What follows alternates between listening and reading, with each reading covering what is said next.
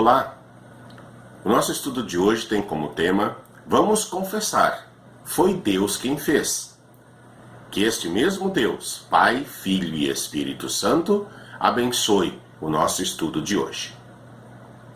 Durante séculos, tem havido debates sobre como o universo e o ser humano foram criados ou passaram a existir. Esses debates se estendem por todas as áreas da humanidade: escolas, faculdades, aulas de ciências, história, geografia, nas revistas, nos documentários, nos filmes e em muitas outras áreas. Nós cristãos afirmamos com toda certeza: foi Deus, e isso faz uma enorme diferença. Não há um consenso sobre esse tema.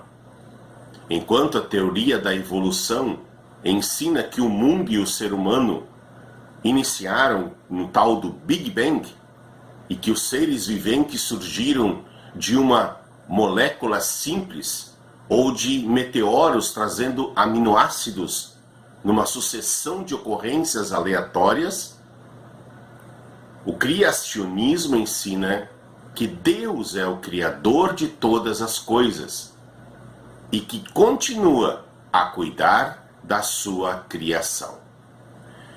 Para entendermos melhor sobre a criação de Deus, vamos ouvir o texto escrito no livro de Gênesis, no capítulo 1, versículo 1, até o capítulo 2, versículo 3, e ver como Deus criou todas as coisas e colocou na sua própria criação e a força para que ele possa cuidar desse mundo.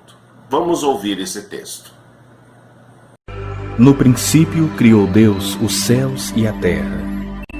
A terra, porém, estava sem forma e vazia. Havia trevas sobre a face do abismo e o Espírito de Deus pairava por sobre as águas. Disse Deus: haja luz. E houve luz. E viu Deus que a luz era boa, e fez separação entre a luz e as trevas. Chamou Deus a luz dia e as trevas noite. Houve tarde e manhã, o primeiro dia. E disse Deus: haja firmamento no meio das águas, e separação entre águas e águas. Fez, pois, Deus o firmamento, e separação entre as águas debaixo do firmamento e as águas sobre o firmamento. E assim se fez. E chamou Deus ao firmamento céus. Houve tarde e manhã, o segundo dia. Disse também Deus: ajuntem-se as águas debaixo dos céus num só lugar, e apareça a porção seca. E assim se fez. A porção seca chamou Deus terra, e ao ajuntamento das águas, mares. E viu Deus que isso era bom. E disse: produza a terra relva, ervas que deem semente, e árvores frutíferas que deem fruto segundo a sua espécie, cuja semente esteja nele sobre a terra. E assim se fez. A terra, pois, produziu relva, ervas que davam semente segundo a sua espécie, e árvores que davam fruto, cuja semente estava nele, conforme a sua espécie. E viu Deus que isso era bom. Houve tarde e manhã, o terceiro dia. Disse também Deus: haja luzeiros no firmamento dos céus, para fazerem separação entre o dia e a noite, e sejam eles para sinais, para estações, para dias e anos. E sejam para luzeiros no firmamento dos céus, para alumiar a terra. E assim se fez.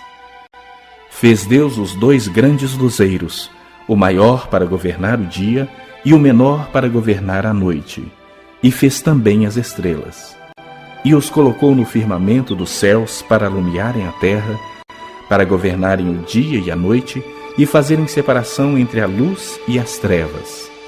E viu Deus que isso era bom. Houve tarde e manhã, o quarto dia. Disse também Deus: povoem-se as águas de enxames de seres viventes, e voem as aves sobre a terra, sobre o firmamento dos céus. Criou, pois, Deus os grandes animais marinhos e todos os seres viventes que rastejam, os quais povoavam as águas segundo as suas espécies, e todas as aves segundo as suas espécies. E viu Deus que isso era bom. E Deus os abençoou, dizendo: Sede fecundos, multiplicai-vos e enchei as águas dos mares, e na terra se multipliquem as aves. Houve tarde e manhã o quinto dia. Disse também Deus: Produza a terra seres viventes conforme a sua espécie, animais domésticos, répteis e animais selváticos segundo a sua espécie. E assim se fez. E fez Deus os animais selváticos segundo a sua espécie, e os animais domésticos conforme a sua espécie, e todos os répteis da terra conforme a sua espécie. E viu Deus que isso era bom. Também disse Deus: Façamos o homem à nossa imagem, conforme a nossa semelhança. Tenha ele domínio sobre os peixes do mar, sobre as aves dos céus, sobre os animais domésticos, sobre toda a terra e sobre todos os répteis que rastejam pela terra. Criou Deus, pois, o homem à sua imagem, a imagem de Deus o criou. Homem e mulher os criou. E Deus os abençoou e lhes disse: Sede fecundos, multiplicai-vos, enchei a terra e sujeitai-a. Dominai sobre os peixes do mar, sobre as aves dos céus e sobre todo o animal que rasteja pela terra. E disse Deus ainda: Eis que vos tenho dado todas as ervas que dão semente e se acham na superfície de toda a terra, e todas as árvores em que há fruto que dê semente. Isso vos será para mantimento. E a todos os animais da terra, e a todas as aves dos céus, e a todos os répteis da terra em que há fôlego de vida, toda erva verde lhe será para mantimento. E assim se fez. Viu Deus tudo quanto fizera, e eis que era muito bom. Houve tarde e manhã o sexto dia. Assim, pois, foram acabados os céus e a terra e todo o seu exército. E havendo Deus terminado no dia sétimo a sua obra que fizera, descansou nesse dia de toda a sua obra que tinha feito. E abençoou Deus o dia sétimo e o santificou, porque nele descansou de toda a obra que, como Criador, fizera. Pois bem, o relato da criação do universo e do ser humano, feita por Deus, contradiz a teoria da evolução das plantas, dos animais, do ser humano e do próprio universo, defendida por alguns cientistas e ateus. E para que não tenhamos dúvidas se esse relato é confiável, ouçamos também o que diz a palavra de Deus em 2 Timóteo capítulo 3, versículo 16. Toda a Escritura é inspirada por Deus e útil para o ensino, para a repreensão, para a correção, para a educação na justiça. E ainda, o Evangelho de João, capítulo 1, versículo 3, todas as coisas foram feitas por Jesus, e sem Jesus, nada do que foi feito se fez. Vejam que o evangelista João afirma que o mundo foi criado pelo próprio Senhor Jesus Cristo, que como Deus estava junto com o Pai e o Espírito Santo, criando todo este mundo, todo o universo. Muitas pessoas sinceras dentro das igrejas também afirmam algumas dúvidas sobre a criação.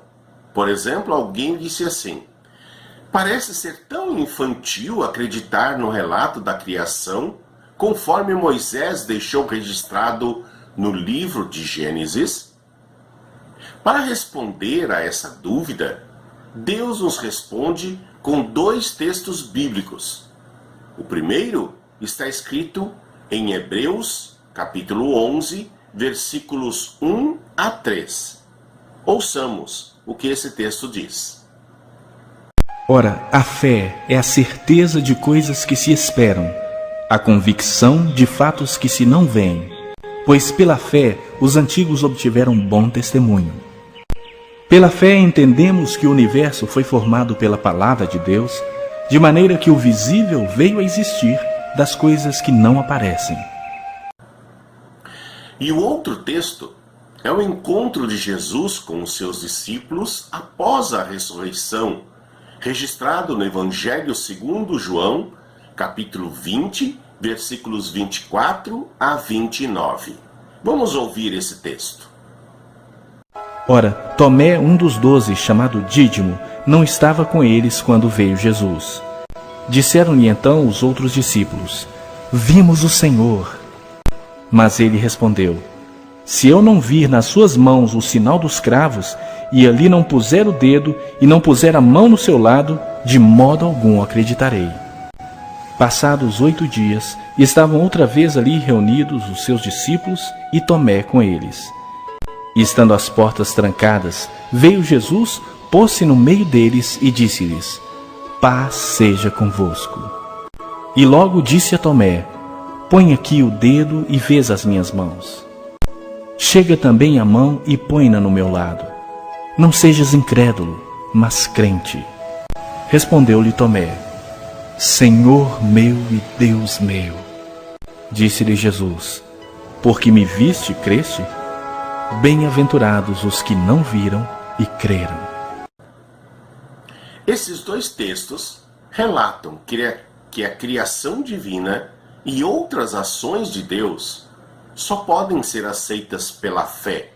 Não dá para provar por A mais B de que isto acontece dessa maneira. É apenas uma questão de fé. E fé é a certeza de coisas que a gente ainda não viu, de coisas que ainda Deus não revelou. Também, algumas pessoas, lá no ano de 2002, entraram numa discussão sobre o assunto criação versus evolução. Vejam o que elas disseram na internet. A primeira pessoa disse assim: a teoria de Darwin de que o homem descende do macaco é tão carente de provas científicas, assim como o relato bíblico da criação. Afirmar, por exemplo, que a raça humana descende de um animal parecido com um rato, que viveu na era dos dinossauros há 125 milhões de anos, ou até mais, conforme divulgado pela revista britânica Nature em 2002, precisa de tanta ou mais fé como a crença no criacionismo que está escrita em Gênesis. Afinal, dá para provar isso? Dá para provar a criação ou a evolução? Não é possível provar.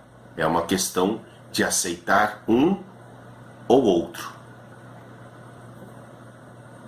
Outra pessoa disse assim: não vejo contradições entre a teoria da evolucionista e a criação do ser humano. Muito pelo contrário, é a confirmação.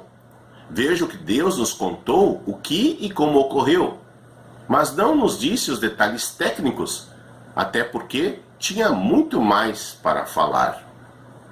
Essa pessoa não conhece bem a palavra de Deus, não conhece bem aquilo que Deus nos ensina em sua palavra, pois Deus dá detalhes da sua criação. Outra pessoa ainda disse assim: pelo que tenho lido, existe muita contradição na teoria da evolução, não contra a Bíblia, que precisa ser aceita pela fé, mas contra a própria ciência. Um fato científico precisa de todo um processo de análises e comprovações para ser um fato científico. Bem, o que eu vejo é que não existe nada de absurdo para um cristão que acredita no absoluto poder de Deus, que criou tudo do nada pela sua palavra, e criou tudo já adulto. Quem não acredita nisso, o único caminho é a evolução.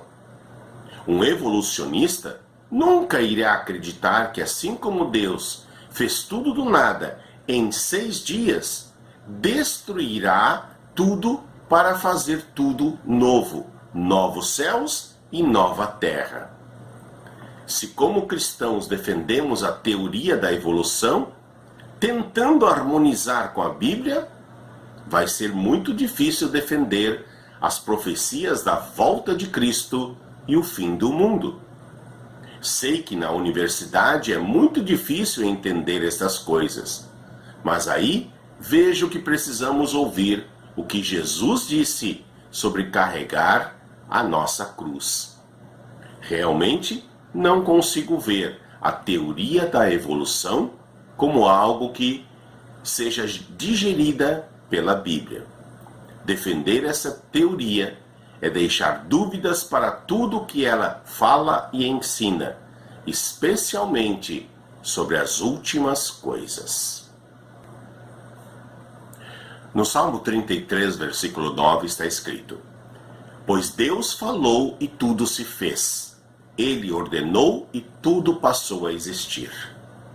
E no Salmo 24, versículos 1 e 2, Ao Senhor pertence a terra e a sua plenitude, o mundo e os que nele habitam, porque ele a fundou sobre os mares e sobre as correntes a estabeleceu. E ainda, no livro de 1 Crônicas, capítulo 29, versículo 14, Porque quem sou eu e quem é o meu povo para que pudéssemos dar voluntariamente estas coisas? Porque tudo vem de ti, e nós só damos o que vem das tuas mãos. Faz uma grande diferença acreditar que Deus criou o universo com tudo que nele existe, porque ele estabeleceu a ordem das coisas. Nascemos, vivemos e morremos. E tudo isso graças ao seu cuidado por nós todos os dias, nos abençoando com todas as coisas. Por isso, temos que administrar corretamente todas as coisas deste mundo, pois elas pertencem a Deus, e é Ele quem nos ensina em sua palavra a fazê-lo para o nosso bem, para o bem das pessoas e para honrar a Ele como Criador e mantenedor de todas as coisas. Se o ser humano fosse o produto de uma evolução de milhares ou milhões de anos, será que ele continuaria a fazer o mal, ser egoísta e achar que é melhor que os outros devido à sua cor, religião ou poder econômico?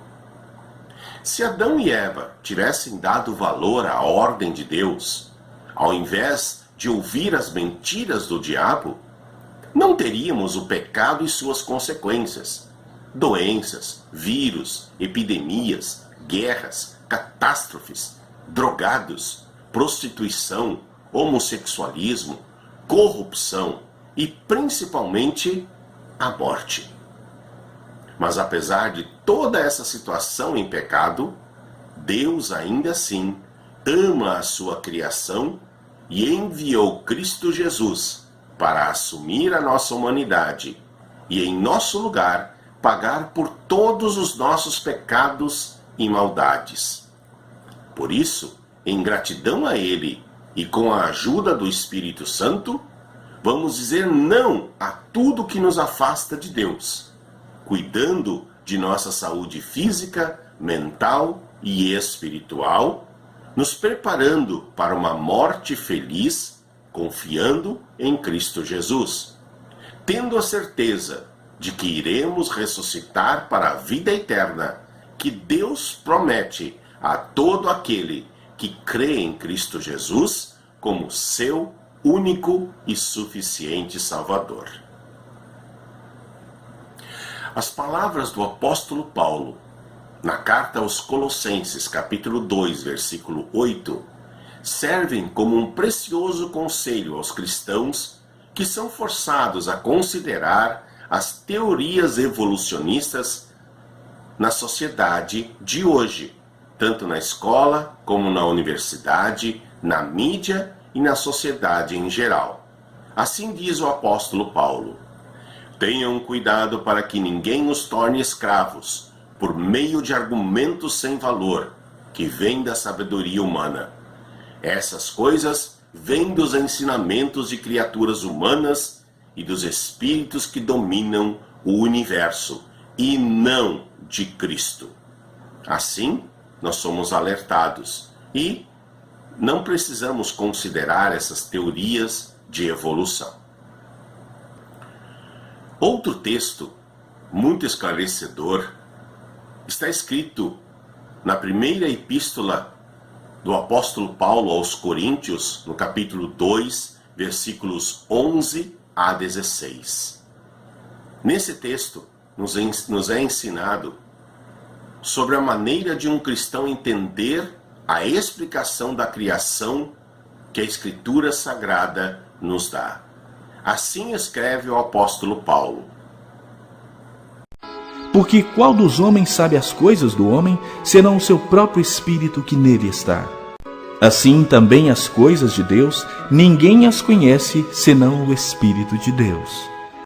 Ora, nós não temos recebido o Espírito do mundo, e sim o Espírito que vem de Deus, para que conheçamos o que por Deus nos foi dado gratuitamente. Disto também falamos, não em palavras ensinadas pela sabedoria humana, mas ensinadas pelo Espírito, conferindo coisas espirituais com espirituais. Ora, o homem natural não aceita as coisas do Espírito de Deus, porque lhes são loucura, e não pode entendê-las, porque elas se discernem espiritualmente. Porém, o homem espiritual julga todas as coisas, mas ele mesmo não é julgado por ninguém. Pois quem conheceu a mente do Senhor que o possa instruir? Nós, porém, temos a mente de Cristo. Lutero, após estudar profundamente a palavra de Deus, certa vez ele escreveu: não é verdade que Deus criou tudo no início e depois deixou a natureza tomar o seu próprio curso independente, de forma que todas as coisas agora passam a existir a partir do seu próprio poder. Ao dizer isso, essas pessoas colocam Deus no mesmo nível de um sapateiro ou alfaiate. Isso não apenas contradiz as Escrituras, mas também vai contra a experiência. Na doutrina da criação, é de suma importância que saibamos e creiamos que Deus não retirou sua mão mantenedora de sua obra. Portanto, quando João declara que tudo o que existe foi feito através da palavra, é preciso também perceber que todas as coisas criadas são também preservadas por essa palavra. Caso contrário, elas não continuariam a existir por muito tempo.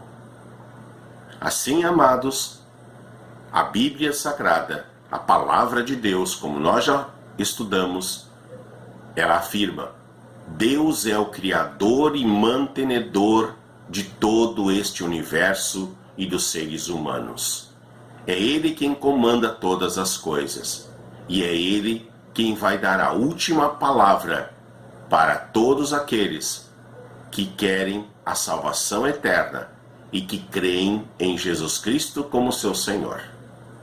Que Deus continue te abençoando e que Ele te convença que Ele é o único Senhor, o único Deus que nos dá a sua graça e o seu amor.